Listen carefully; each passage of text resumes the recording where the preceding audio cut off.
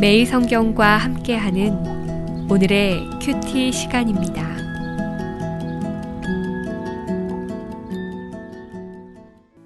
창세기 4장 1절에서 26절입니다. 아담이 그의 아내 하와와 동침하매 하와가 임신하여 가인을 낳고 이르되 내가 여호와로 말미암아 등남하였다 하니라. 그가 또 가인의 아우 아벨을 낳았는데 아벨은 양치는 자였고 가인은 농사하는 자였더라. 세월이 지난 후에 가인은 땅의 소산으로 제물을 삼아 여호와께 드렸고 아벨은 자기도 양의 첫 새끼와 그 기름으로 드렸더니 여호와께서 아벨과 그의 제물은 받으셨으나 가인과 그의 제물은 받지 아니하신지라. 가인이 몹시 분하여 안색이 변하니 여호와께서 가인에게 이르시되 내가 분하여 함은 어찌 됨이며 안색이 변함은 어찌 됨이냐. 내가 선을 행하면 어찌 낯을 들지 못하겠느냐. 선을 행하지 아니하면 죄가 문에 엎드려 있느니라. 죄가 너를 원하나 너는 죄를 다스릴지니라. 가인이 그의 아우 아벨에게 말하고 그들이 들에 있을 때에 가인이 그의 아우 아벨을 쳐 죽이니라. 여호와께서 가인에게 이르시되 내 아우 아벨이 어디 있느냐. 그가 이르되 내가 알지 못하나이다. 내가 내 아우를 지키는 자니이까. 이르시되 내가 무엇을 하였느냐. 내 아우의 핏소리가 땅에서부터 내게 호소하느니라. 땅이 그 입을 벌려 내 손에서부터 내 아우의 피를 받았은즉 내가 땅에서 저주를 받으리니 내가 밭을 갈아도 땅이 다시는 그 효력을 내게 주지 아니할 것이요 너는 땅에서 피하며 유리하는 자가 되리라. 가인이 여호와께 아뢰되 내 죄벌이 지기가 너무 무거우니이다. 주께서 오늘 이 지면에서 나를 쫓아내시온즉 내가 주의 낯을 배웁지 못하리니 내가 땅에서 피하며 유리하는 자가 될지라. 물은 나를 만나는 자마다 나를 죽이겠나이다. 여호와께서 그에게 이르시되 그렇지 아니하다. 가인을 죽이는 자는 벌을 7배나 받으리라 하시고 가인에게 표를 주사 그를 만나는 모든 사람에게서 죽임을 면하게 하시니라. 가인이 여호와 앞을 떠나서 에덴 동쪽 놋 땅에 거주하더니 아내와 동침함에 그가 임신하여 에녹을 낳은지라. 가인이 성을 쌓고 그의 아들의 이름으로 성을 이름하여 에녹이라 하니라. 에녹이 이랏을 낳고 이랏은 무후야엘을 낳고 무후야엘은 무드사엘을 낳고 무드사엘은 라멕을 낳았더라. 라멕이 두 아내를 맞이하였으니 하나의 이름은 아다요 하나의 이름은 실라였더라.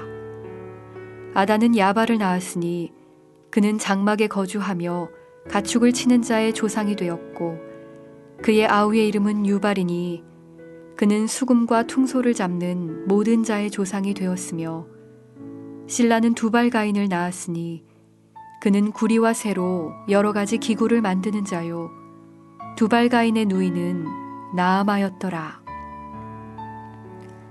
라멕이 아내들에게 이르되 아다와 실라여 내 목소리를 들으라. 라멕의 아내들이여 내 말을 들으라. 나의 상처로 말미암아 내가 사람을 죽였고 나의 상함으로 말미암아 소년을 죽였도다. 가인을 위하여는 벌이 7배일진데 라멕을 위하여는 벌이 77배이리로다 하였더라. 아담이 다시 자기 아내와 동침함에 그가 아들을 낳아 그의 이름을 셋이라 하였으니 이는 하나님이 내게 가인을 죽인 아벨 대신에 다른 씨를 주셨다 함이며 셋도 아들을 낳고 그의 이름을 에노스라 하였으며 그때 사람들이 비로소 여호와의 이름을 불렀더라.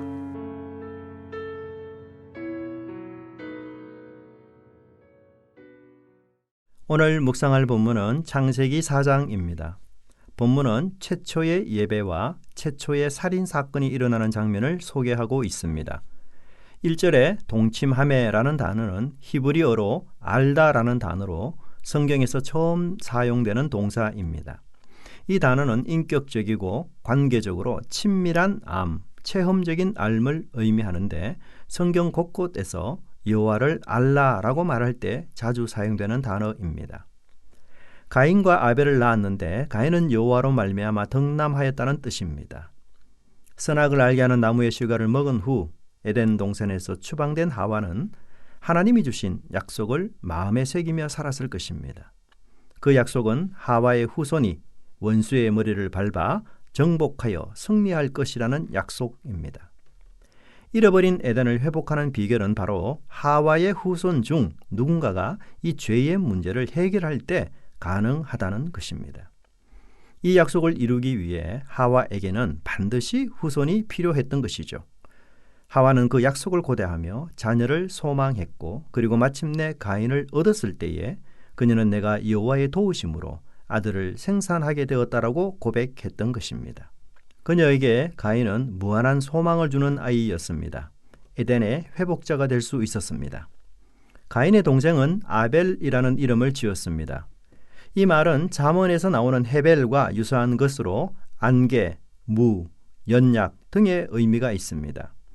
아벨이라는 이름은 소망보다는 절망에 가까운 이름이며 긍정보다는 부정에 가깝고 뽐내고 멋있기보다는 부끄러운 이름이었습니다. 하지만 이 이름이 하나님 앞에 선 자신의 무능과 어리석음을 투영하는 이름이라면, 소망 없는 죄인의 진 면목을 고스란히 보여주는 이름이라면 이 이름은 겸손과 낮아짐을 의미하며 하나님 앞에서 최고로 값진 이름이 될 것입니다. 하나님이 오래 기억하는 이름일 것입니다. 그런데 창세기 4장에서 가인과 아벨은 그들의 이름의 뜻과 달리 정반대의 삶을 살게 된 것을 발견하게 됩니다. 소망을 품은 자는 살인자가 되었고 허물을 뜻하는 아이는 순교자가 되었습니다. 자랑과 기대를 받은 자는 최초로 형제를 살인하는 범죄자가 되었고 무능한 아이는 실상 탁월한 믿음의 소유자로 오고 오는 많은 세대에게 교훈을 모델이 되었던 것입니다. 히브리서 11장 4절에 그가 죽었으나 그 믿음으로서 지금도 말하느니라 라고 말씀하고 있습니다.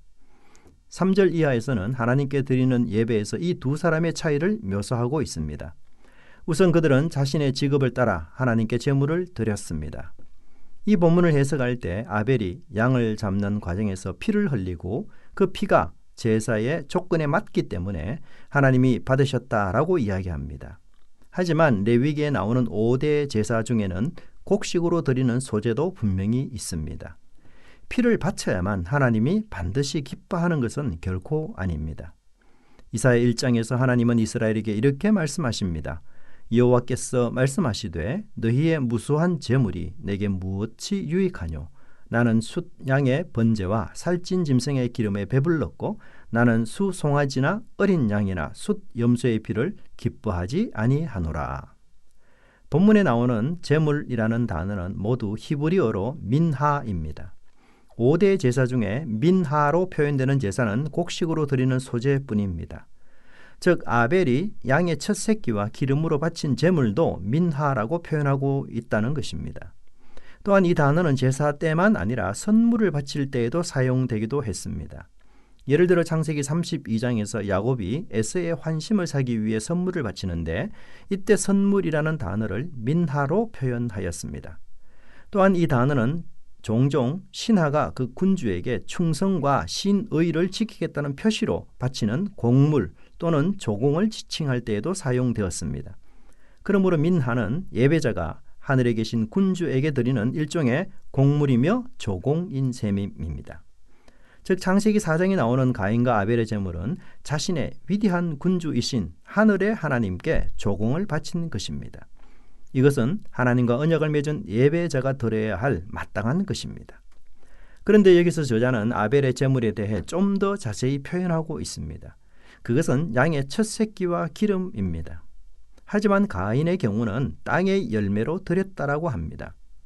민하를 곡식으로 드릴 경우는 첫 이삭, 즉 첫 열매를 바치는 것이 통상적인 규정이었습니다. 신명기 26장 10절에 여호와여 이제 내가 주께서 내게 주신 토지 소산의 만물을 가져왔나이다 하고, 예배자는 하나님의 선하신 은혜와 역사를 감사하는 마음으로 첫 열매를 바쳐야 했던 것입니다. 하지만 첫 열매를 드린 자는 가인이 아니라 아벨이었습니다. 또한 아벨은 양의 기름을 바쳤는데 구약에서 기름은 종종 최고의 것, 제일 좋은 것을 의미합니다. 아벨은 자신의 소유물 중에서 최상품, 극상품을 하나님께 드렸던 것이죠. 최상품은 손에 잡히는 대로 가져오는 것이 아닙니다. 극상품을 드리기 위해서는 짐승들을 선별하고 자세히 살피는 준비 과정이 반드시 필요한 것입니다. 하지만 가인은 단지 땅의 소산을 가져왔을 뿐입니다.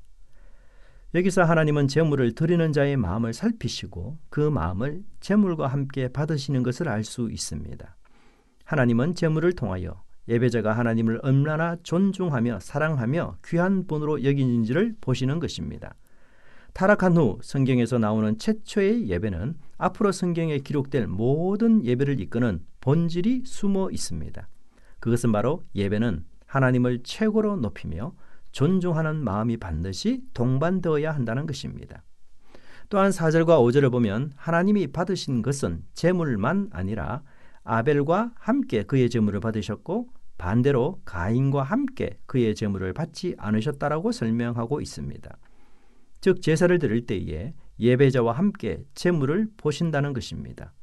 인격과 삶을 보고 예배를 받으실지 거부하실지를 결정하는 것입니다. 예배 시간은 제물과 함께 일주일 동안 살아왔던 삶과 인격을 하나님께 드리는 것입니다. 인격과 삶이 잘못된 채 드리는 많은 헌금은 하나님을 기쁘시게 하는 것이 아니라 오히려 하나님의 진노를 쌓는 일입니다. 하나님은 뇌물을 받으시고 그들의 악행을 눈감아 주시는 분이 결코 아니기 때문이죠. 하나님은 가인의 제물을 거부하셨습니다. 그때 가인은 분노로 얼굴이 일그러졌습니다. 이것은 예배자의 인격이 잘못되었음을 말해주고 있습니다. 그는 자신이 옳았고 자신의 제물을 거부하는 하나님은 틀렸다는 심정으로 분노했던 것입니다. 가인은 예배를 드린 후 범죄했습니다.